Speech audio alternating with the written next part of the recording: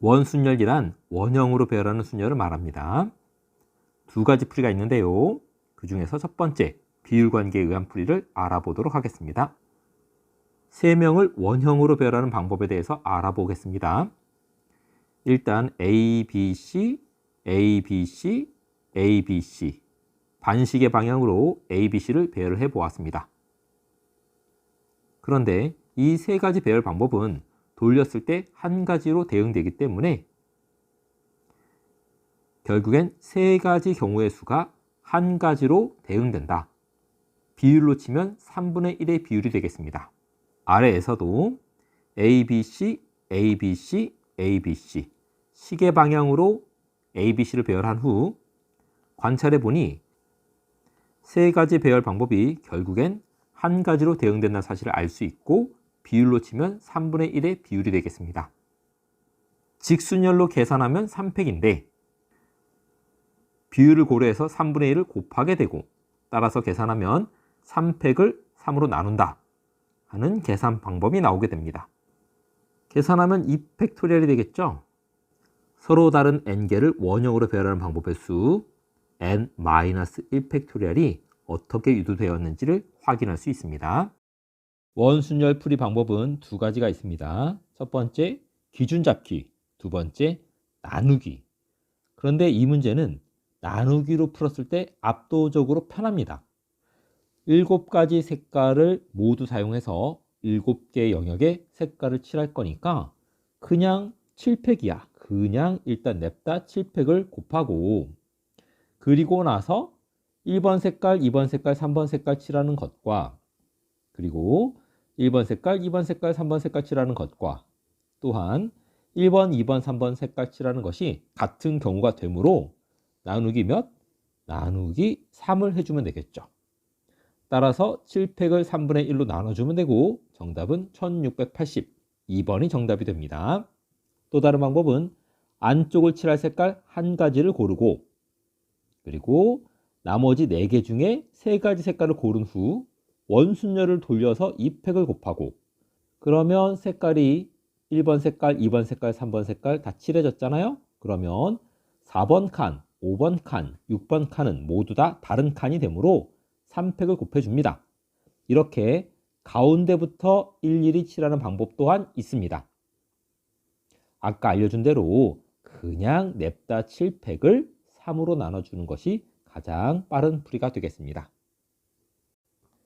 마주보는 문제인 경우 기준 잡기가 더 빠릅니다. 이처럼 부모가 마주 앉는 경우의 수를 구하면 일단 아빠가 앉아야 되겠죠. 아빠가 앉는 경우의 수 몇 가지? 그렇죠. 한 가지죠. 그리고 부모가 마주 보고 있으니까 엄마가 앉는 경우의 수 몇 가지? 그렇죠. 한 가지죠. 약간 괴롭겠죠.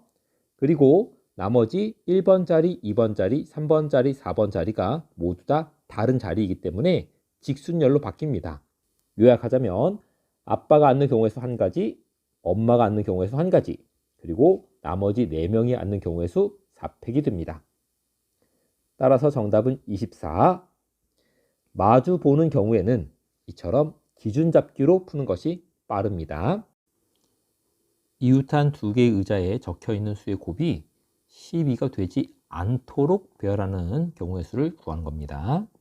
먼저 곱이 12가 되는 경우의 수를 알아봅시다. 3 곱하기 4는 12가 되고 2 곱하기 6도 12가 됩니다. 그럼 전체의 경우의 수 5팩토리얼에서 3과 4가 서로 이웃하는 경우의 수 그러면 3, 4는 이렇게 한 묶음에 모아놓고 1, 2, 5, 6을 각각 한 덩어리씩 보면 총 5덩어리가 됩니다. 5덩어리를 원순열로 배열하면 4팩이 되고 이때 3과 4가 서로 자리를 바꿀 수 있으므로 2팩을 더 곱해줍니다. 이번에는 1과 2를 묶어놓고 총 5덩어리로 보고 마찬가지 계산법을 적용시켜서 5덩어리를 원순열로 배열하는 방법 4팩에다가 1과 2가 서로 자리 바꿈하는 방법 2팩을 곱해주고 그 수를 빼주면 되겠습니다. 그러다 보면 3과 4가 서로 이웃하는 경우와 1과 2가 서로 이웃하는 경우가 2번 중복돼서 빠졌기 때문에 걔네들은 한번 더해주면 됩니다. 그러면 하나, 둘, 셋, 넷, 네 덩어리로 보고 네 덩어리를 원순열로 배열하면 3팩, 그리고 1과 2가 자리 바꾸면서 2팩, 그리고 3과 4가 자리 바꾸면서 2팩. 계산하면 48이 나옵니다. 다각형 원순열도 비율관계 또는 기준잡기로 풀 수 있습니다. 먼저 비율관계로 알아보도록 하겠습니다. 일단 8명을 앉혔기 때문에 에라 모르겠다 8팩입니다. 그런데 아래 그림 4가지는 사실은 같은 배열 상태임을 알 수 있습니다. A가 B의 오른쪽에 앉았고 A의 오른손을 뻗으면 모서리가 만져지죠. 그 상태에서 B, C, D, E, F, G, H, A의 오른손을 뻗으면 모서리가 만져지고 B, C, D, E, F, G, H. 이처럼 4가지 경우의 수가 한 가지로 대응되기 때문에 몇을 곱한다고요? 그렇죠. 그런 경우에는 4분의 1을 곱합니다. 따라서 계산하면 8팩에 4분의 1을 곱해서 8팩 나누기 4가 정답이 됩니다. 이번엔 기준 정하기로 풀어보도록 하겠습니다. 첫 번째 사람이 앉을 수 있는 경우의 수는 2가지가 됩니다. 1번 내지는 2번 이렇게 2가지가 되는데요. 그 이유는 요 자리나 요 자리나 결국엔 같은 자리죠. 정사각형 모양의 테이블이 있었으므로 여기나 여기나 같은 자리가 됩니다. 하지만 이 자리와 이 자리는 다른 자리가 맞죠. 왜냐하면 1번에서 오른손을 뻗으면 모서리가 만져지지만 2번에 앉은 후 오른손을 뻗으면 빈 의자가 만져지겠죠. 따라서 첫 번째 사람이 앉을 수 있는 경우의 수 2가지가 됩니다. 그러면 첫 번째 사람이 여기 앉았다고 봅시다. 나머지 7명이 직순열로 배열되기 때문에 7팩, 그 둘을 곱해주면 2 곱하기 7팩, 정답은 2 곱하기 7팩토리얼이 되겠습니다. 그러면 비율 관계로 푼 풀이와 비교해 보도록 하겠습니다.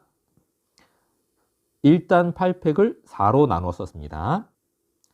그러면 8 곱하기 7팩을 4로 나누었으므로 약분해서 2가 되고 계산 결과가 똑같음을 확인할 수 있습니다. 정삼각형 탁자에 6명을 앉히는 방법.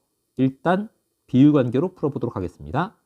에라 모르겠다 6팩, 그리고 120도씩 돌렸을 때 3가지 경우의 수가 한 가지로 대응되기 때문에 3을 나눕니다. 6 곱하기 5팩토리얼을 3으로 나누었으므로 2 곱하기 5팩토리얼 240이 정답이 됩니다. 이번에는 기준 잡기로 풀어보도록 하겠습니다. 첫 번째 사람이 앉을 수 있는 경우의 수는 몇 가지? 그렇죠. 2가지가 되죠. 왜냐하면 이 자리 혹은 이 자리. 이 자리와 이 자리의 차이점은 이 자리는 앉은 후 오른손을 뻗으면 모서리가 만져지지만 이 자리는 앉은 후 왼손을 뻗어야 모서리가 만져집니다.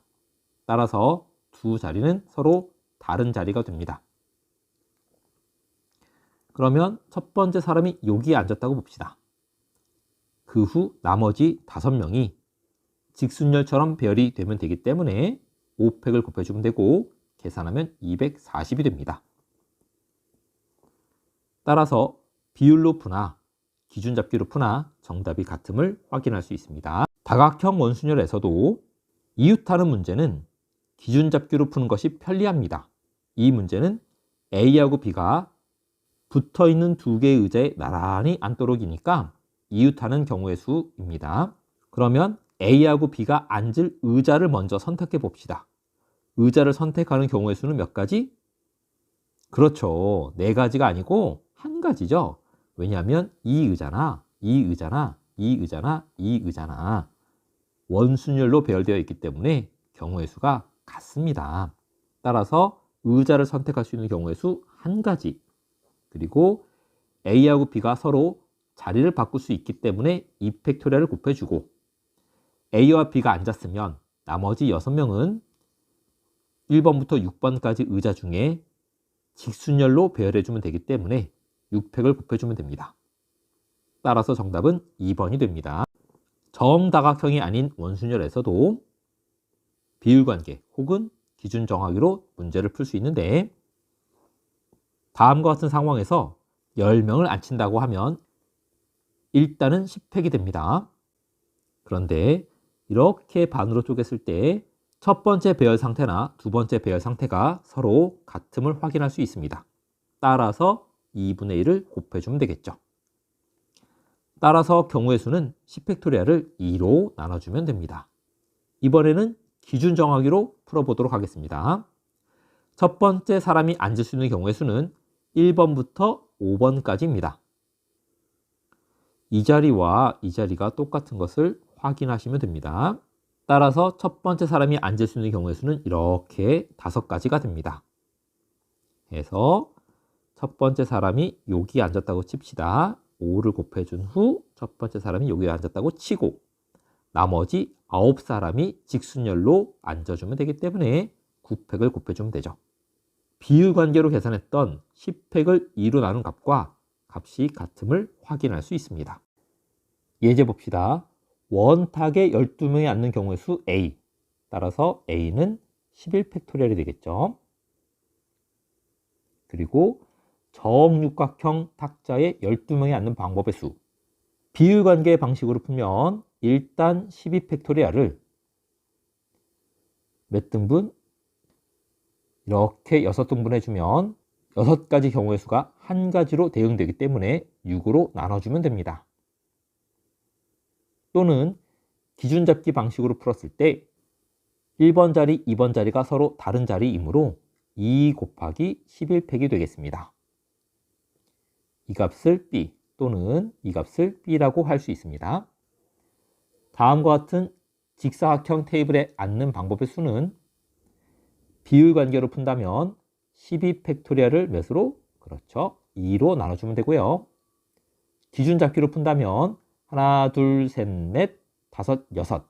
첫 번째 사람이 앉는 경우의 수 6가지에다가 나머지 11명이 앉는 방법의 수 11팩토리얼을 곱해주면 됩니다. 따라서 이 값을 C라고 할 수 있습니다.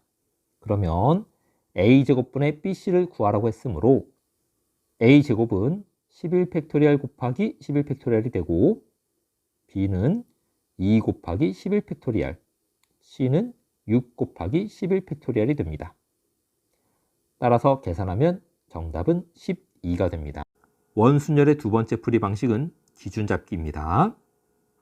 처음 것은 일단 배열하고 그러면 기준이 생기게 되고 나머지 것들은 직순열로 바뀌게 됩니다. 예시에서처럼 A를 먼저 배열하는 순간 A의 왼쪽과 A의 오른쪽은 다른 자리가 되겠죠. 따라서 나머지 2명을 두 칸에 배열하는 방법인 2팩토리얼을 곱해주면 됩니다. 특히 기준 잡기는 이웃하는 원순열 문제를 풀 때 강력합니다. 이웃하는 원순열 문제를 풀 때는 기준 잡기로 먼저 적용을 해보시길 바랍니다.